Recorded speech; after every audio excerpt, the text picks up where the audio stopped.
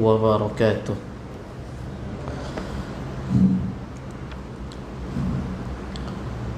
A'udzu billahi minasy syaithanir rajim.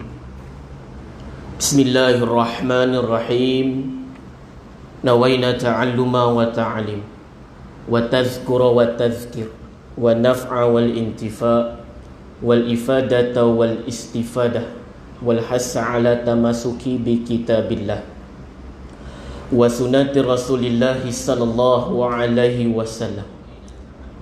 Ad-du'a ila al-huda, ad-dalalah 'ala al-khair, ibtigha'i wajhillah wa mardatihi wa thawbihi wa qurbihi subhanahu wa ta'ala. Amma ba'du. Qala rabbi shrah li sadri wa yassir li amri wahlul 'uqdatam min lisani yafqahu qawli. Qalu subhanaka la ilma lana illa ma 'allamtana innaka antal alimul hakim. Ya akraman akramin, ya arhamar rahimin, ya rabbal alamin. Alhamdulillah, summa alhamdulillah. Mari bersama-sama kita merafakkan rasa syukur kita pada Allah Subhanahu wa ta'ala, kerana Allah telah memilih di antara kita untuk mengimarahkan rumahnya. Dan kita tahu di sekitar ini memiliki banyak orang, tetapi Allah pilih tuan-tuan. Semoga tuan-tuan diberkati oleh Allah, dirahmati oleh Allah, dan juga dinilai pahala-pahala yang begitu besar di sisi Allah Subhanahu wa ta'ala. Dan semoga diberikan taufik dan juga hidayah sampailah akhir hayat, insya-Allah. Dan kita tahu bahawasanya sekarang adalah musim PKP dan juga PKPB, dan ditambah lagi satu lagi PKPP, dan insya-Allah kita akan menang. Dan kita punya satu slogan, kita jaga kita. Kita jaga kita ni pun dah isu pula dah tiba-tiba. Kalimat kita jaga kita tu, apakah ia ada satu unsur kesyirikan? Pembahagian ini adalah pembahagian akidah. Kalau kita nak kupaskan secara ringkas, apakah memang benar kalimat ini adalah kalimat syirik? Kita jaga kita, bukankah Allah jaga kita? Gitu maksudnya. Jawapan dia, memang betul Allah jaga kita, tapi hakikatnya kita kena jaga diri kita. Bukankah kita tahu ada satu kisah, bahkan riwayat ini adalah riwayat yang sahih, ketika Nabi perang, Nabi pakai apa?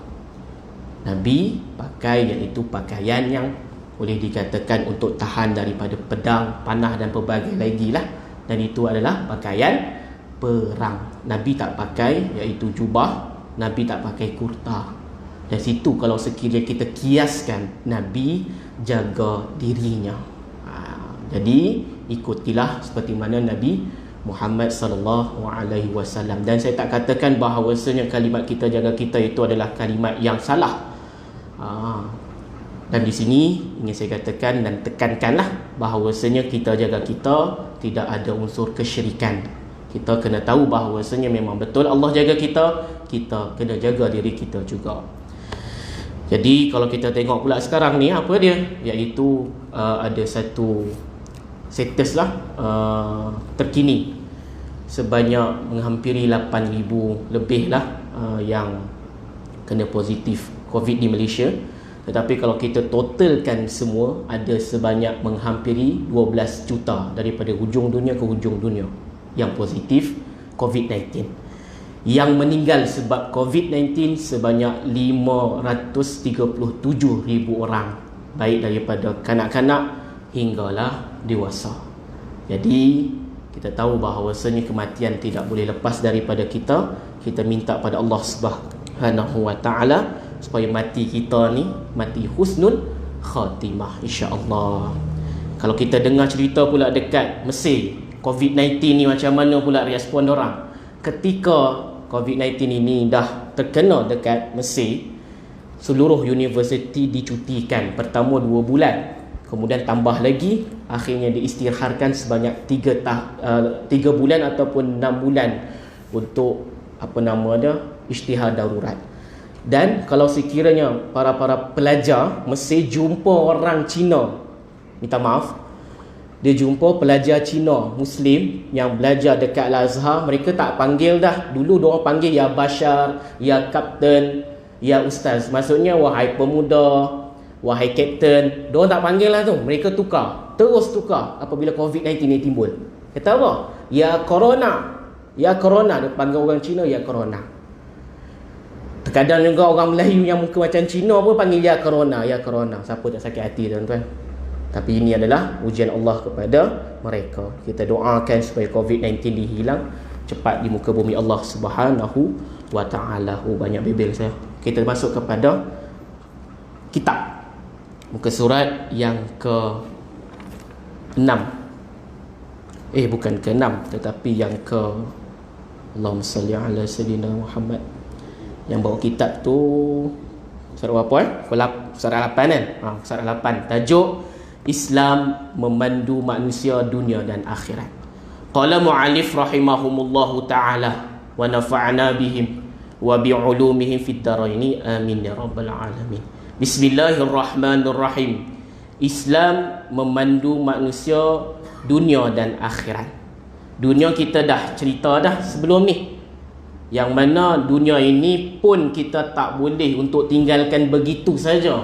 Dunia ini pun kita kena jaga untuk ibadat, jaga untuk kebajikan, jaga untuk iaitu apa yang diperintahkan oleh Allah Subhanahu wa ta'ala. Maksudnya apa di sini? Maksudnya apa-apa sahaja yang keperluan dunia ini, iaitu keperluan untuk isteri kita, keperluan anak kita, keperluan siapa sahaja yang mana dekat bumi Allah Subhanahu wa ta'ala, kita kena tunaikan haknya. Sebab ada satu firman Allah Subhanahu wa ta'ala di dalam surah Al-Qasas ayat yang ke-77, yang mana Allah Subhanahu wa ta'ala berfirman, wabtaghi fi ma atakallah darul akhirah wala tansa naka nasibaka minad dunya. Dan peringatilah diri kamu bahawasanya iaitu manusia-manusia ini akan ada satu tempat, iaitu tempatnya akhirat. Dan jangan lupa bahawasanya kamu kena bahagia juga di dalam dunia. Allah perintah. Ini Allah perintah, jangan lupa kebahagiaan dunia. Kita tak semestinya nak kena miskin. Kita tak semestinya nak kena zuhud. Kita tak semestinya kita kena iaitu tunjuk iaitu negatif-negatif, yang mana pandangan-pandangan daripada orang lah. Apakah yang mana dekat dunia ini kita tak boleh nak kaya? Jawapannya salah. Kita boleh kaya. Yang mana kalau kita tengok kehidupan Imam Malik tuan-tuan, kalau dia sambut tamu, dia akan tempatkan tamu tu di kerusi yang sangat-sangat mahal.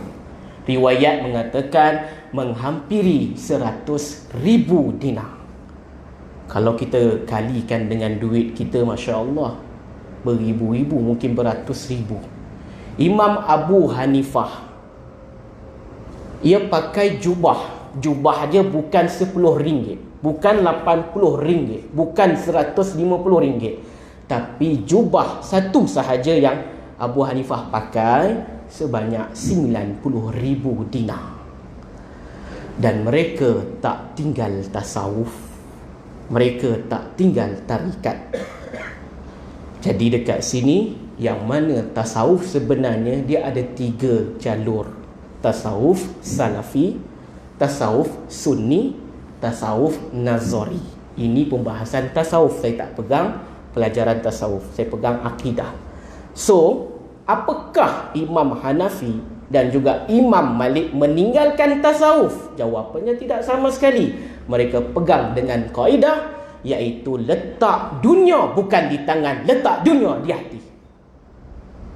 Jadi itulah pegangan daripada Imam Malik dan juga Imam Abu Hanifah. Kemudian tukar pada satu jalur yang dibuat oleh Imam Abu Hasan Al-Asy'ari, Asy-Syazuli dan pelbagai lagi, iaitu Sunni dan pelbagai lagi lah. Jadi poin yang ingin dikongsikan bahawasanya dunia ini jangan tinggalkan. Apa sahaja bentuknya, apa sahaja kebajikannya, apa sahaja keperluannya, kita wajib untuk menunaikan hak. Dan orang-orang dekat dunia ini kena buatlah kebaikan, dan kebaikan itu di atas apa sahaja bentuklah, yang mana iaitu antara satu sama lain. Bermaksud di sini adalah jaga hak semua, jaga hak isteri, anak dan lain-lain lagi. Dan Allah Subhanahu Wa Taala pun berfirman untuk mengenai tentang hal dunia, kita kena molekkan, kita kena cantikkan, kita kena baguskan. Dengan apa? Dengan cari sesuatu yang boleh untuk kita menambah dekat pada Allah Subhanahu Wa Taala. Amal soleh bukan satu, amal soleh bukan dua. Ulama kaji, ulama imbang, ulama teliti lebih 1000 amal soleh. Amal soleh ni apa dia? Amal soleh ini adalah iaitu amal kebaikan. Tuan-tuan kalau pergi ke surau, buka pagar dulu, maka itu dipanggil amal soleh. Tuan-tuan kalau sekiranya ampar sejadah, orang solat dekat tempat sejadah, tuan-tuan amparkan, itu amal soleh. Tuan-tuan cari spek untuk orang lain dan dia pakai spek apa yang tuan pakaikan tu, maksudnya tolongkan tu, maka itu amal soleh. Dan amal soleh ini terlalu banyak. Terus kemudian amal soleh yang mana kita harus lakukan, yang paling utama, yang paling besar, yang paling dikatakan oleh Allah Subhanahu Wa Taala yang luar biasa, satu, sedekah. Kalau kita tengok Al-Munafiqun, surah lah, bukan Al-Munafiqun yang cerita tu munafik tu, bukan. Ni Al-Munafiqun ayat yang ke-10. Rabbi laula akhartani ila ajalin qarib fa as-sadaq. Wahai Tuhanku, kalau kau bagi masa kepadaku sejengkal sahaja, maka ya Allah, aku akan sedekah. Sedekah 10 sen, sedekah RM1, sedekah hanya apa sahaja yang kita ada, Allah nilai. Bukan satu gunung Uhud, riwayat mengatakan 7 gunung Uhud. Itu sikit. Kalau banyak 70, 700 dan pelbagai lagi. Tapi yang cakap ni terkadang tak mampu. Allahu Akbar, tepuk dahi tuan-tuan. Saya pernah berkhidmat di salah satu madrasah dekat Kedah, budak 14 tahun, dan dia telah melakukan satu kesetapan di dalam hati saya sendiri. Pada waktu itu saya mengajar dan terus mengajar, dan tiba-tiba ada seorang budak datang. Budak tu laki-laki lah, bukan perempuan, laki-laki. Dan dia cakap dekat saya, Ustaz, boleh tak kalau sekiranya saya pergi ambil duit mak saya ataupun ayah saya letakkan duit tu, apakah hukum letakkan duit di dalam dompet yang mana kita dompet itu adalah mak ayah dan kita tak tahu. Maksudnya mak ayah tu tak tahulah, yang tahu tu anak dia, dan anak dia bukan ambil letak duit tu, letak duit. Berapa? 100, 200. Kan kalau sekiranya budak-budak tafiz ni, dia pergi ke kenduri kendara, dia pergi ke majlis-majlis, dia akan dapat duit. Duit tu dia simpan dan kemudian diletakkan dalam beg duit mak ayah dia. Apakah hukum dia? Dan mak ayah tak tahu hukum dia. Di situ kalau kita fikir logik, mak ayah tak nampak, maka hukum dia adalah haram. Tetapi tidak, dia tak ambil hak mak ayah dia punya, tapi dia bagi sesuatu dekat mak ayah dia punya, maka hukum dia harus. Kamu pernah buat begitu ke? Dah pernah buat dah 2 tahun. Jadi duit dia kumpul, 1 tahun tu boleh dapat 800, boleh dapat berapa ratus, dia akan bagi mak dia secara senyap-senyap. Kemudian tiba-tiba mak dia bagi tahu kat saya, Ustaz, kenapa saya punya duit ni makin lama makin bertambah duit ni? Ustaz boleh tahu tak? Saya kata tak tahu, tapi cuba tanya anak puan lah. Saya rasa dia letakkan duit dekat beg duit puan. Kemudian dia kata, iaitu anak dia kata memang betul dia letakkan duit, bertuah punya anak. Mak dia kata macam itulah. Jadi poin dia apa dia? Yang mana diri saya ni tak pernah buat macam tu tuan-tuan. Saya bagi tu pun bagi secara zohir, tak pernah bagi secara yang belakang-belakang ni. Muda 14 tahun dah mula buat begini. Jadi ini apakah dipanggilkan amal kebajikan? Jawapan dia ya. Ia dipanggil amal kebajikan. Kenapa boleh timbul begini? Iaitu daripada ibu dan ayahnya. Ibu dan ayahnya bersedekah, insya-Allah anaknya akan bersedekah. Begitulah. Baik, kita sambung. Islam juga memandu manusia untuk mendapatkan kebaikan hidup dekat akhirat. Jadi Islam dah bagi kita arah, bagi panduan, bagi bimbingan untuk kita di dunia dan juga di akhirat kita, khusus pada akhirat lah, iaitu kebaikan. Ialah dengan beramal ibadat. Jadi kita untuk pergi ke tempat darul akhirah, untuk jadikan satu kebaikan di darul akhirah, apa dia kena buat? Iaitu ibadat yang berasaskan keimanan dan ilmu pengetahuan. Jadi ilmu pengetahuan adalah untuk membaikkan tempat akhirat kita.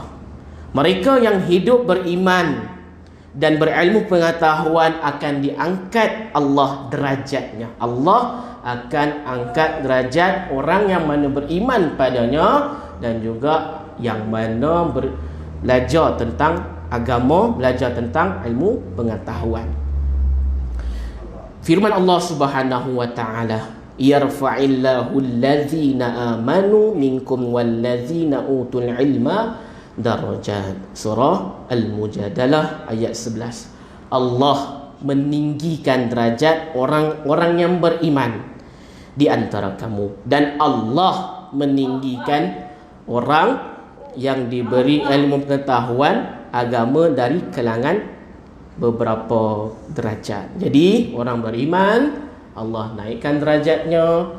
Orang yang mana belajar pun Allah akan tinggi derajatnya. Pertanyaan, bagaimana kalau belajar ilmu matematik? Bagaimana belajar ilmu sains? Bagaimana belajar ilmu selain daripada ilmu agama? Seperti ilmu yang kita tahu, akidah, tasawuf dengan fiqh. Apakah boleh menambahkan derajat kita?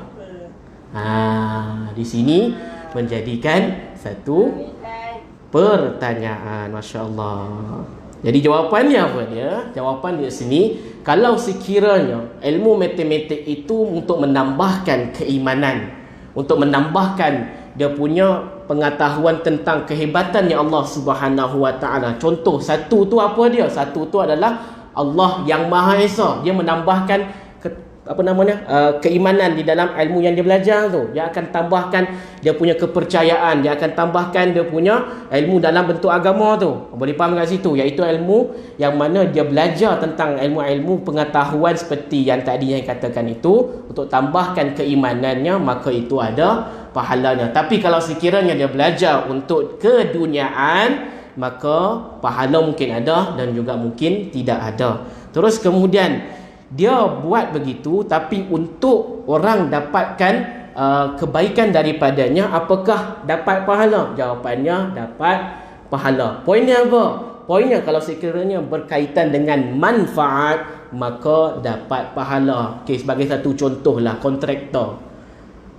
Kontraktor ni dia belajar penat-penat dah. Atau kemudian kalau dia buat rumah, buat bangunan semua tu tak dapat pahala ke? Jawapannya salah. Jawapannya akan tetap dapat pahala. Begitu juga dengan engineering dan pelbagai lagi. Semua itu akan dapat pahala. Poin yang paling penting kat sini apa dia? Iaitu apabila kalau sekiranya kita belajar tentang tiga ni, maka itu pasti akan dapat tambah pahala kita dan juga tambah derajat kita. Terus, orang-orang yang beriman, yang mengharap berjumpa dengan Tuhannya. Ini kalau kita tengok di dalam akidah lain, mereka tak ada, iaitu dasar untuk melihat Allah Subhanahu wa taala. Akidah Ahlussunnah wal Jamaah sepakat mengatakan bahawasanya daripada sumber-sumber Al-Quran dan juga hadis akan dapat berjumpa dengan Allah Subhanahu wa taala. Saya ulang balik, orang-orang yang beriman yang mengharap berjumpa dengan Tuhannya dan yang mendapat kebaikan hidup di akhirat ialah mereka yang beramal dengan amalan-amalan yang soleh di dunia ini. Firman Allah Subhanahu wa taala, "Faman kana yarju liqa'a rabbih falyamal amalan salihah." Suratul Kahfi ayat 110. Sesiapa yang percaya dan berharap akan pertemuan dengan Tuhannya, hendaklah ia mengamalkan amal yang soleh. Nak jumpa Allah, nak jumpa Rabb kita, dengan satu syarat, melakukan satu amal kebaikan. Amal kebaikan inilah yang akan menjadikan kita perantaraan untuk berjumpa dengan Allah Subhanahu wa taala. Akidah-akidah lain bermacam-macam mengatakan bahawasanya apa dia, iaitu salah satunya iaitu Mu'tazilah, tidak ada perjumpaan antara makhluk dengan Allah Subhanahu wa taala. Jumpa Allah nanti kita tahu bahawasanya di dalam akidah Ahlussunnah wal Jamaah, Allah Subhanahu wa taala sama sekali tidak berupa seperti makhluk. Laisa kamislihi syai', itulah dasarnya. Yang mana dekat sini nak bagi tahu pada tuan-tuan bahawasanya apa dia, kita akan tetap dapat jumpa Allah Subhanahu wa taala, dan itulah nikmat yang paling besar nanti. Kalau sekiranya kita tak dapat jumpa Allah Subhanahu wa taala, maka rugi yang teramat sangat. Dan lagi satu ruginya apa dia? Tak dapat jumpa baginda Nabi Muhammad sallallahu alaihi wasallam. Dan baru-baru ni ada satu paper artikel ada tentang seorang hamba Allah, akidah lah juga, tapi dia dalam bahagian ilmu syahadah. Ini menjadi satu isu yang mana fatwa telah keluarkan tentang akidahnya haram ataupun sesat. Akidah apa nama dia? Akidah ni dia satu tarikat dan juga satu ilmu yang mana dia buat. Ilmu tu dipanggil ilmu syahadah. Saya tak ingat dia punya perahmat, tak silap saya, perahmat, Pertubuhan Rahmatan lil Alamin. Jadi semua di sini yang mana para ahli fatwa mengatakan sesat. Jadi kalau sekiranya tuan-tuan dan puan-puan kalau berjumpa dengan salah satu perahmat, maka lebih eloklah jauh dahulu, belajar dahulu tentang akidah, tasawuf dan juga fiqh, barulah kita boleh dapat cernakan apakah memang betul ataupun apakah memang salah. Sebab yang mana lagi satu yang mana yang menyebabkan ia terlalu salah adalah dia mengatakan apa dia, salah satunya wajib belajar ilmu syahadah. Kalau tak belajar ilmu syahadah maka hukumnya sesat. Jadi dekat sini apa dia tekankan kepada kita seluruh manusia ini kena belajar ilmu syahadah. Ilmu syahadah yang bagaimana? Wallahu a'lam. Sebab ilmu syahadah yang kita tahu asyhadu an la ilaha illallah wa asyhadu anna muhammadar rasulullah, tapi bagi perahmat beza, yang mana dia kena ada zikir nafas pula, dia tambah-tambah begitu saja. Jadi poinnya apa dia? Poin dia lebih baik kita hindarkan tentang hal perahmat ini. Dan baru-baru ini dah jadi trend ataupun viral kepada seluruh Malaysia ni . Berdasarkan dalil-dalil tersebut, bolehlah disimpulkan seseorang akan mendapat kebaikan hidup di dunia dan di akhirat ialah mereka yang berusaha dan bekerja untuk hidup di dunia dan beriman, berilmu dan beramal. Kita nampak di situ. Dengan amalan yang soleh untuk hidup di akhirat, di mana mereka itu dijanjikan oleh Allah menjadi ahli syurga. Firman Allah Subhanahu wa taala, innallaha yudkhilul ladzina amanu wa 'amilus solihati jannatin tajri min tahtihal anhar. Surah Muhammad ayat 12. Sesungguhnya Allah akan memasukkan orang-orang yang beriman serta mengerjakan amal-amal yang soleh ke dalam syurga yang mengalir di bawahnya beberapa sungai. Yang mana di sini maksudnya bahawasanya orang yang beriman pada Allah Subhanahu wa taala insya-Allah akan masuk di dalam syurga Allah Subhanahu wa taala, walaupun sekecil mana kita pernah mengucapkan syahadah, iman dan juga lain-lain yang berkaitan tentang dengan soleh, maka Allah Subhanahu wa taala bagikan kita peluang untuk masuk di dalam syurga Allah Subhanahu wa taala, walaupun syurga tu bukan syurga yang a'la, bukan yang tinggi, rendah sekalipun kita masuk kat situ dah syukur dah pada Allah Subhanahu wa taala. Yang paling penting kita selamatlah, tidak masuk neraka tu, kita akan masuk dalam syurga Allah Subhanahu wa taala. Dan kita tahu bahawasanya di dalam syurga itu penuh dengan kebaikan, penuh dengan benda-benda yang positif, penuh dengan benda-benda yang gembira dan juga lain-lain. Dan kita tahu bahawasanya di neraka itu penuh dengan negatif, penuh dengan keburukan dan juga benda-benda yang boleh menyebabkan kita takut sebenarnya. Dan kita benda kat sini nanti akan menjadi hancur berkecai nanti. Jadi kita alihkan kita ke dalam syurga Allah Subhanahu wa taala. Dan lagi satu tuan-tuan yang dimuliakan oleh Allah Subhanahu wa taala, bagaimana cara mudah untuk masuk di dalam syurga Allah Subhanahu wa taala? Salah satunya iaitu kenal dengan satu sahaja ulama boleh menjadi satu asbab masuk dalam syurga.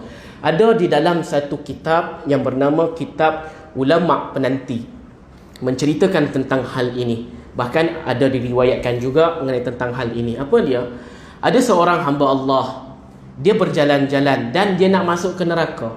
Tiba-tiba Allah Subhanahu wa taala perintah kepada malaikat, wahai malaikat, bagi tahu si hamba Allah itu supaya berhenti sekejap. Kemudian malaikat pun pergi dan malaikat menahan si hamba Allah ini. Kemudian kata Allah kepada malaikat, wahai malaikat, bagi tahu kepada hamba Allah itu, adakah engkau pernah jumpa seorang ulama? Kemudian hamba Allah tu kata, iya, pernah sekali. Kemudian Allah Subhanahu wa taala katakan, wahai malaikat, bagi tahu kepada dia, pergilah ke dalam syurga Allah Subhanahu wa taala. Jadi asbab yang mana dia kenal dengan satu ulama, dia pernah tengok satu ulama, maka dia boleh masuk di dalam syurga Allah Subhanahu wa taala. Ulama yang macam mana? Ulama akhirat, iaitu ulama yang mana mementingkan tentang agama Allah Subhanahu wa taala, bukan ulama yang mana Imam Ghazali katakan hanya fikirkan dunia dan juga dunia, sikit-sikit dunia. Ulama ni kan kita tahu ada terbagi menjadi dua, ulama iaitu ulama dunia dan juga ulama ukhrawi yang mana mementingkan tentang agama Allah Subhanahu wa taala. Tak tu sahaja, ada lagi satu kisah yang mana hamba Allah ni nak masuk syurga, nak masuk neraka ni. Dah nak masuk dah, kemudian malaikat tanya tentang benda yang sama, pernah tak jumpa dengan ulama? Kemudian si hamba Allah ni tak pernah. Pernah tak pergi ke majlis ilmu? Jawapan yang diberikan oleh hamba Allah ni, tak. Pernah tak mendengar satu nama ulama ni? Dia kata, iya, aku pernah. Maka asbab dia pernah dengar dengan satu nama ni, maka dia akan masuk di dalam syurga Allah Subhanahu wa taala. Sebenarnya kalau kita lihat, untuk masuk di dalam syurga Allah Subhanahu wa taala ini memang mudah, tetapi kitalah yang menyusah-nyusahkan. Dan inilah yang kita tahu bahawasanya untuk melakukan hal ini perlukan dengan pengorbanan masa, waktu, duit dan pelbagai lagi. Yang mana dekat sini apa dia? Iaitu kita kena buat macam mana pun dapatlah lakukan satu amal kebaikan. Dan amal kebaikan inilah yang mana menyebabkan kita masuk di dalam syurga Allah Subhanahu wa taala. Walaupun kita pernah jumpa orang soleh, jumpa ulama, maka asbab jumpa ulama dan orang soleh ini akan masuk di dalam syurga Allah Subhanahu wa taala. Kita masuk fasal yang kedua. Jadi dunia, akhirat, kita dah tahu dah bagaimana panduan kita untuk lakukan hal kebaikan di dunia dan juga kebaikan di akhirat itu perlu ada. Jadi imbanglah, kita jangan lupakan dunia dan juga akhirat. Dua-dua ni kita kena baikkan. Di dunia juga kita kena baikkan, akhirat pun kita kena baikkan. Fasal yang kedua, pengenalan akidah tauhid dan keistimewaannya. Pengertian akidah tauhid dan keistimewaannya. Akidah tauhid mempunyai pengertian yang sama. Akidah tauhid itu artinya sama, iaitu ilmu yang menyelidiki dan memeriksa kepercayaan seseorang berkaitan dengan ketuhanan, kerasulan dan sam'iyat. Tiga. Untuk kita tahu dekat sini bahawasanya tauhid dan akidah adalah untuk kita percaya kepada Tuhan, Rasul dan Sam'iyat dengan dalil-dalil yaqiniyah dan akliyah dan nakliyah. Ada 3 lah. Dalil yakin, dalil akal dan juga dalil firman, yang boleh menghilangkan semua keraguan yang ada di dalam hati seseorang manusia. Akidah tauhid adalah satu ilmu yang mendedahkan kebatilan.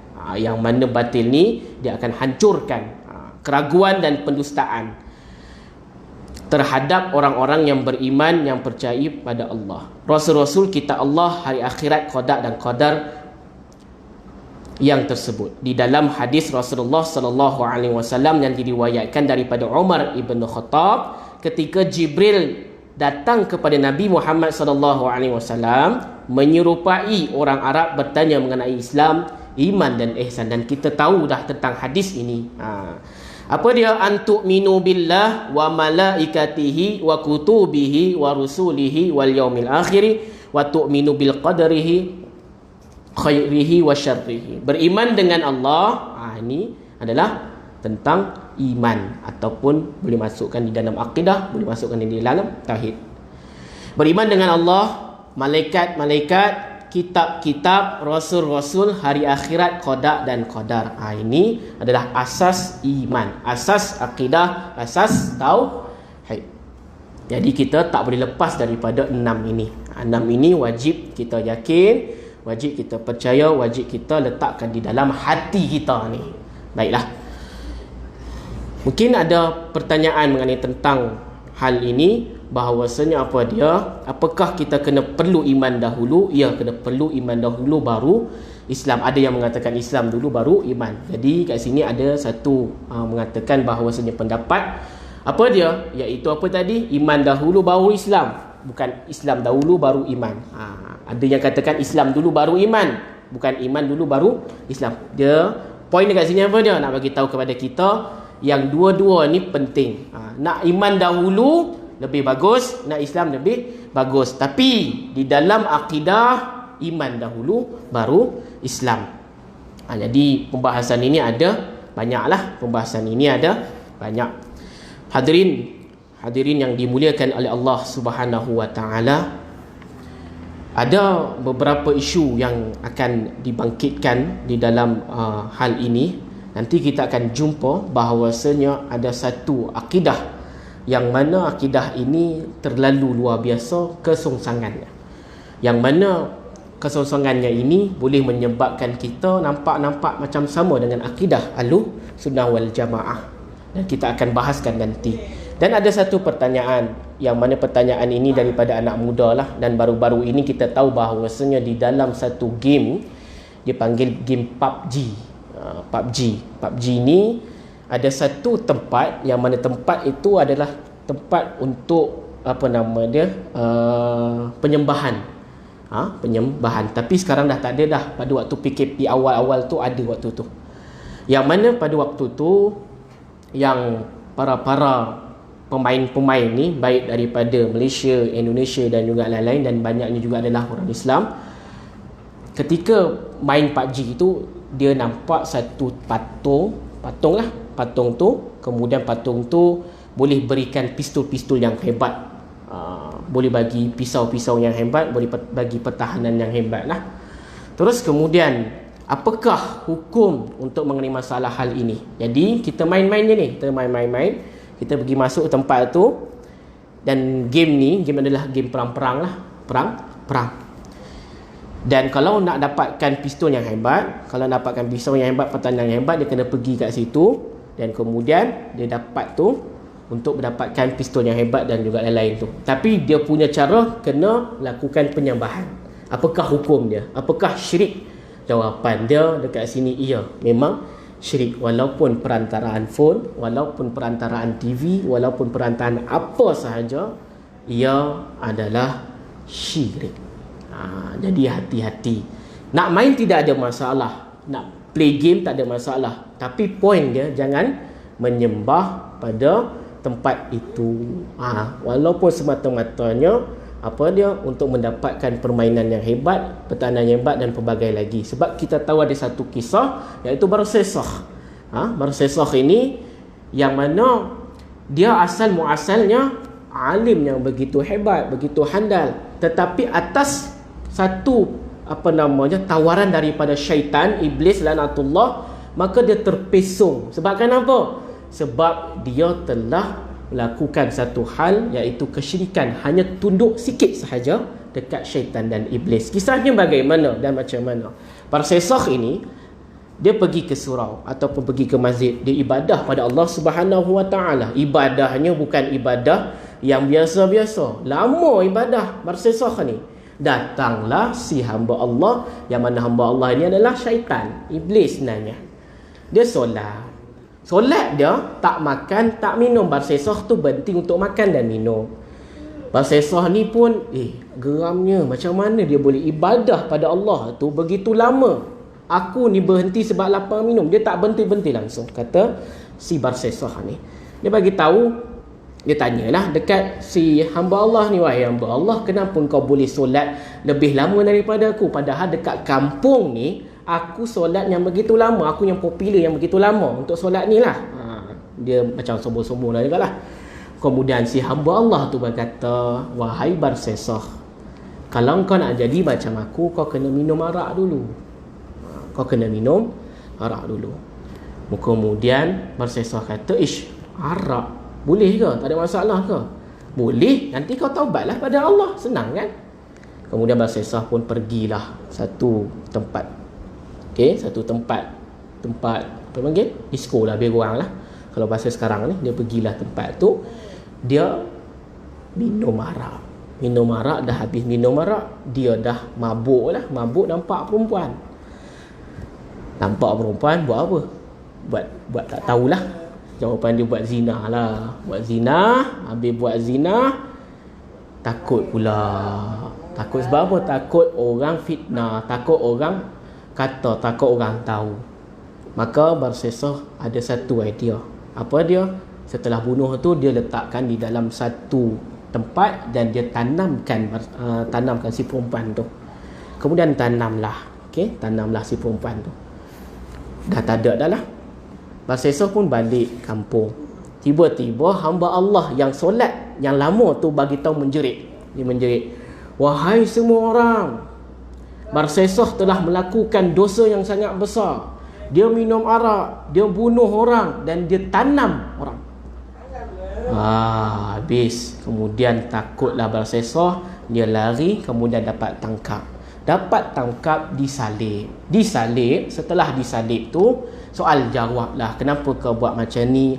Kemudian Barsesakh kata, ada seorang hamba Allah ni suruh aku buat macam ni. Terus kemudian orang lain tu tunggu waktu nak bunuh si Barsesakh ni, hamba Allah tu datang, yang mana menyerupai syaitan, yang syaitan dan iblis tu lah, yang merupai hamba Allah tu. Dia kata, wahai Barsesakh, kalau kau nak lepaskan, suruh aku lepaskan tempat salib ni, boleh. Tapi dengan satu syarat, kau kena tunduk kepada aku. Kata Barsesakh, tak nak. Kemudian paksa lagi. Kalau macam tu, kau macam ni je, kau tunduk sikit je. Pada waktu ketika dia tak nak tu, ada satu lalat dekat dia punya dada. Assalamualaikum. Sihat? Okey. Terus kemudian dia tertunduk dan akhirnya mati dekat situ. Mati tempat yang disalib tu. Maka tanda yang dilakukan oleh Barsesakh tunduk tu adalah tanda menyembah pada syaitan. Maka di situ adalah syirik. Dikiaskan dekat sini, walaupun di tempat mana perantaraan sekalipun, maka ia dihukum syirik pada Allah Subhanahu Wa Taala. Azam ke berapa? 43 Okey, baik. Terus, jadi hal ini kita kena buat apa? Kita kena tahu tentang anak-anak kita macam mana, dan juga bagaimana perkembangan anak-anak kita yang mana bermain-main ni. Dan ditambahkan lagi, ada baru-baru ni pula ada satu geng taksub lah panggil. Taksub pada army, taksub pada coki-coki. Army ni apa? Army BTS lah. Coki ni apa? Coki ni ahli slow motion. Kalau kita buka IG, kita akan tahu tentang hal ini. IG ni adalah tempat gudang ataupun boleh dikatakan tempat budak-budak remaja, tuan-tuan. Tuan-tuan, kalau sekiranya kita lihat dekat situ juga, ada juga gambar-gambar yang tak senonoh juga. Macam-macam lah dekat dalam IG tu sebenarnya. Jadi, apa yang dekat sini nak bagi tahu bahawasanya kalau sekiranya kita tak fokus pada anak-anak kita, maka ketahuilah kita akan tahu bahawasanya mereka akan makin lama makin terhindar. Maksudnya terhindar pada kebaikan, akan masuk kepada keburukan dan juga keburukan. Dan perempuan, saya nak katakan perempuan tempat IG pun adalah memang terlalu berluas-luasa. Boleh untuk mereka masuk pada IG, tapi tengoklah yang mana IG ni kita kena tengok juga, kena kontrol juga. Dan sekarang ni zaman Y ni, kita tak boleh nak fikir dah zaman-zaman macam kita dulu. Dulu kalau kita tak nak pergi sekolah, kita akan jumpa mak ayah kan. Tapi sekarang cuma pakai WhatsApp sahaja. Bahkan kalau sekiranya nak minta tolong pun tak payah dah jumpa dah mak ayah. Kita cakap dengan WhatsApp sahaja. Jadi zaman ni X ke Y? Y tak silap saya. Zaman Y ni sekarang ni, kita kena ikut jugalah. Untuk supaya apa? Supaya mereka tu tak jauh daripada Allah Subhanahu Wa Ta'ala. Ya. Sihat? Alhamdulillah. Syukur pada Allah. Akidah Tauhid mempunyai peranan penting untuk menetapkan keimanan di dalam hati seseorang serta meyakinkan wujud Allah dan mentauhidkannya. Kalimah Allah, wujud Allah. Dan kita tahulah isu Allah ni jadi macam-macam kan. Ada yang katakan sebut nama Allah tidak ada manfaat, cakap nama Allah pun tak ada manfaat, dan pelbagai lagi. Jawapan dia, lebih baik kita hindarkan tentang hal ini. Kita teruskan kita punya keyakinan bahawasanya Allah ada manfaatnya. Bahkan kalimah Allah apabila disebut selalu, maka ketahuilah akan menundakan kiamat. Ataupun boleh dikatakan kat sini apa dia? Kiamat makin jauh lah. Selagi kalimah Allah ini wujud, selagi kalimah Allah ini dibicarakan, maka kalimah Allah ini makin bermanfaat sebenarnya. Maksudnya bermanfaat kat sini apa dia? Dapat menambahkan kita supaya iman padanya dan juga boleh menundakan kita pada iaitu kiamat. Orang-orang yang beriman mempercayai dan meyakini wujud Allah dan mentauhidkannya serta mengiktikadkan bahawa Allah Ta'ala bersifat kamalat. Sifat Allah iaitu sempurna dan maha suci dari sifat kekurangan. Pertanyaan lagi, boleh tak kalau sekiranya kita sebut Allah maha romantis, Allah maha gangster, kan Allah maha jabar, maha memaksa, maha kuat, kita panggil Allah maha gangster. Kemudian apa lagi? Yang bahasa-bahasa puitis lah. Allah maha apa lagi? Saya tak ingat dah bahasa-bahasa moden sekarang ni. Banyaklah. Salah satunya Allah maha romantis, Allah maha gangster, Allah maha tidak makan korupsi dan juga lain-lain. Dan ini, isu ini dipanggil masyarakat lah. Dan ini dia takarub dengan iaitu sifat-sifat manusia ataupun peribadi-peribadi manusia. Kalau sekiranya nak sebut Allah maha gangster, Allah maha romantis, Allah maha apa tadi itulah, maka di sini tidak boleh. Jangan sekali-kali menyebutkan seperti itu, walaupun bahasa tu bahasa balaghah ke, bahasa mantik ke, bahasa indah ke bagi kita, tapi lebih elok jangan. Sebab apa? Dia takarub dengan iaitu tentang manusia. Manusia kan banyak romantis, betul? Manusia kan banyak yang gangster, betul? Manusia yang kedebe dan juga lain-lain tu. Maka lebih baik kita hindarkan. Jadi tuan-tuan dan puan-puan, perempuan tak ada, muslimin yang mulia dikasihi oleh Allah Subhanahu Wa Ta'ala, untuk tentang hal Asmaul Husna kita dah dibimbing dah elok-elok dah. Yang mana 99 tu, yang luar daripada 99 tu lebih baik jangan untuk di kita reka-reka. Walaupun kita lihat dekat sini apa nama dia, nampak macam cantik lah ayat tu, baguslah ayat tu dan lain-lain tu, tapi kalau kita tengok dia takarub dah dengan manusia punya hal lah, iaitu dekat dah dengan manusia punya hal. Habis tu Rahman dengan Rahim tu dekat dengan manusia dah, itu lain. Ini kita akan bahaskan nantilah. Okey, baik, lanjutkan. Akidah Tauhid juga mempunyai keistimewaan yang unggul. Jadi akidah Tauhid ni ada keistimewaan yang unggul kerana di dalam akidah Tauhid dibahaskan masalah-masalah berkaitan dengan keimanan. tauhid, bahaskan tentang keimanan. Di mana masalah-masalah ini tidak dibahaskan secara khusus di dalam ilmu-ilmu lain. Ilmu fiqh tidak ada bahas tentang tauhid. Ilmu tasawuf tak ada tentang menerangkan seperti khususnya ilmu tauhid dan pelbagai lagi lah.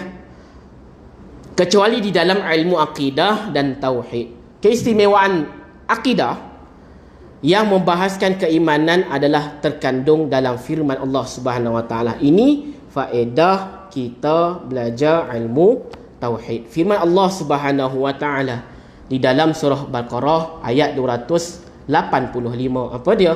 Amanar rasulu bima unzila ilaihi min rabbih wal mu'minun.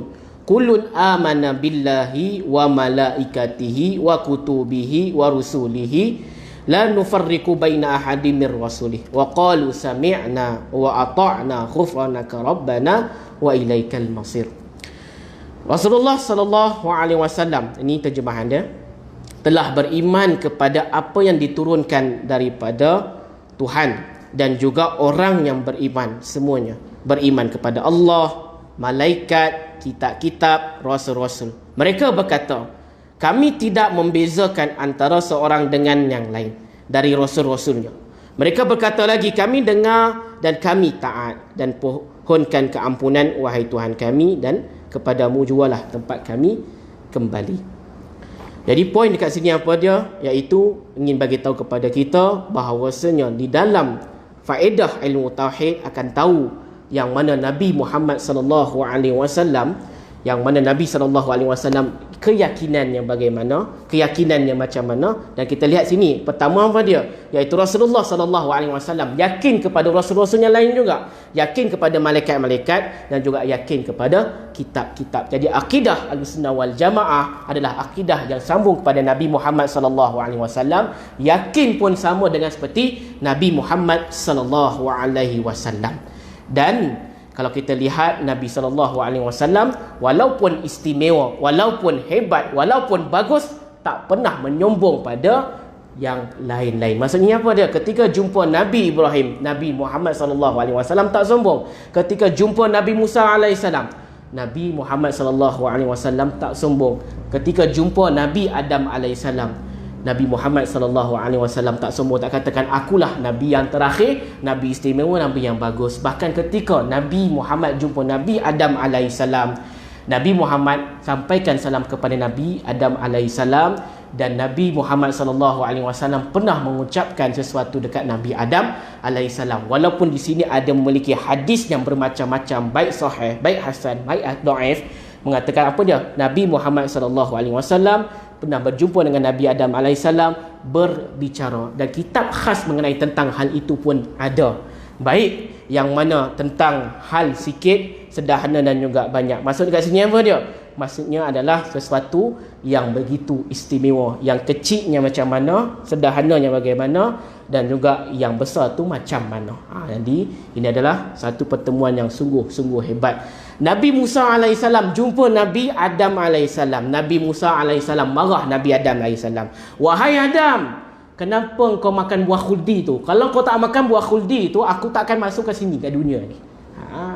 Dan ini hadis sahih.